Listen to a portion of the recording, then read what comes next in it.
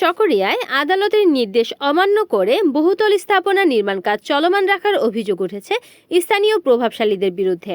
চকরিয়া পৌরসভা ৪ নং word Phultala SK পাড়ায় প্রবাসী ফরহাদ গং আদালতকে বৃদ্ধাঙ্গুলি দেখিয়ে কাজ চলমান রাখায় আদালতের দ্বারস্থ হন ভুক্তভোগী সাইফুদ্দিন আলম।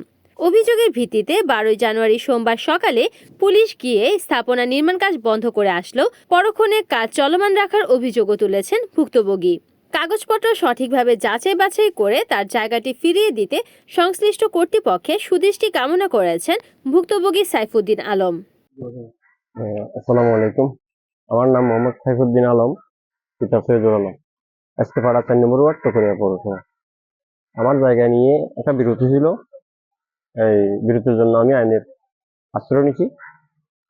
আইনগতভাবে এটাকে ৪৬ দ্বারা জারি করছে, কাজ বন্ধ করার জন্য আদেশ দিছি। এটা আমি প্রশাসনের কাছে এসে নোটিশটা জারি করছি। আমার কাগজ অনুযায়ী আমার জায়গাটা কোথায় পেলে আমার কোনো আপত্তি নেই।